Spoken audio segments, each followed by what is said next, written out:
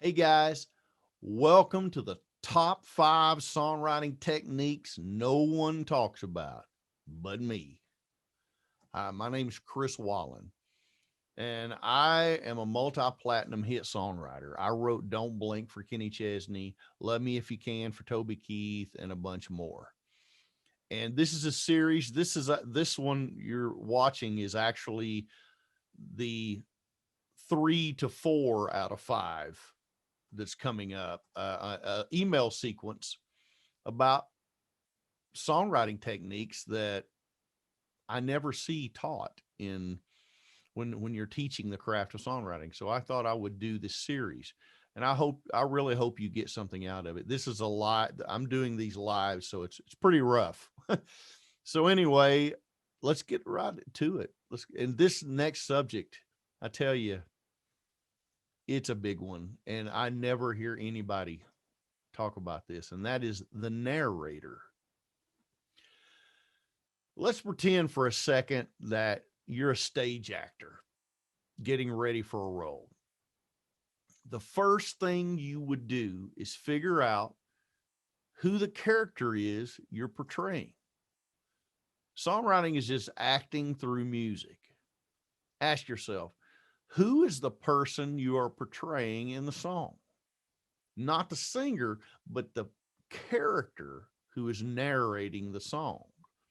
Now, I'm not talking about, a lot of people think I'm talking about story songs. I'm talking about any song. It doesn't matter what you're talking, what if you're talking about thrash metal or bluegrass. Every song you've ever heard has a narrator in it, whether you know it or not. Whatever kind of song it is. Picture that person in your mind. What would they say? How would they say it?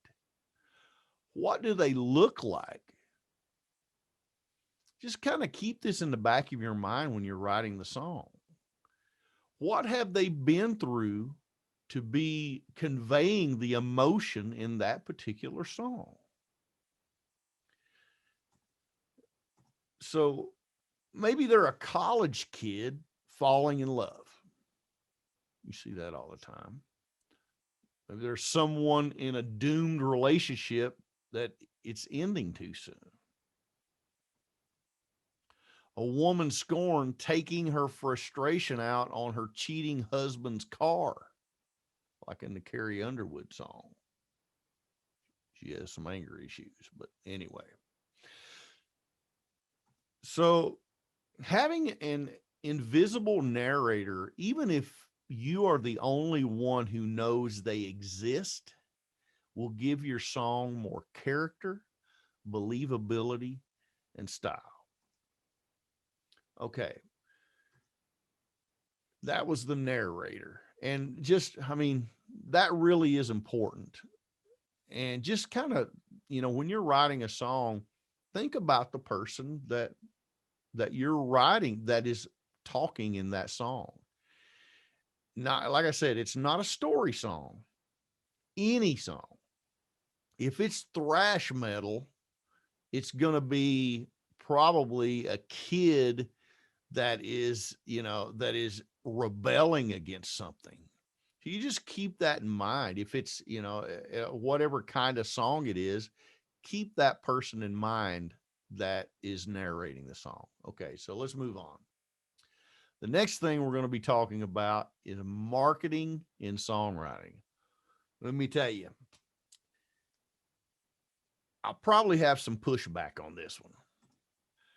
But Chris, it's art, and art is commerce, and art and commerce do not belong together. Oh yeah, you want to tell me about the artists selling their paintings? I mean, it's art and commerce can live together and it work together. Don't ever let anybody tell you that it can't. Okay, commercial songwriting is chock full of marketing. Ask yourself, who do you see singing your song? Would they sing the lyrics you've written? Is it just a song for you to enjoy singing yourself, which is fine? What audience is your song written for? Have you alienated someone by by a line that's narrow in scope that only you or a small group can relate to? That this happens a lot. You have to step back from your song. Of course, if you're writing a song for just yourself, as I said, or your family members, you can be as personal and specific as you want to be. But if you're writing a song for someone else to sing, you have to widen your scope. If you write a song in the first person about a 55-year-old man that cheated on his wife and doesn't feel bad about it, do you really think anyone that's trying to be seen as a maybe a new young artist would ever say they were 55 and cheated on their wife? I know I wouldn't. I value my life. Have you met my wife? She'd kill me. Just keep in mind, if you're writing a song to have someone else sing it, you have to keep that person in mind when writing it. That being said, some of my favorite songs I've ever written have never been and probably will never be recorded. It's okay to write songs just for yourself. And your perspective may even be the same as an artist you want to cut the song. I 100% encourage it. Just know no one else will sing that song if it doesn't reflect them as an artist and their own values. That was marketing. And marketing and songwriting. And like I said, I'm not trying to say that you have to sell out. I'm saying that songs, when you're writing songs, if you're writing for other people, you have to keep those people in mind, is all I'm saying. You can write for yourself all you want to, and that's great. But if you want to do it for a living, whether you like it or not, whether you like it that's the way it is in the business, you have to use marketing and songwriting. Okay, that's it for this round. This was the 3 to 4 out of 5. You have one more coming. Make sure that you get these emails.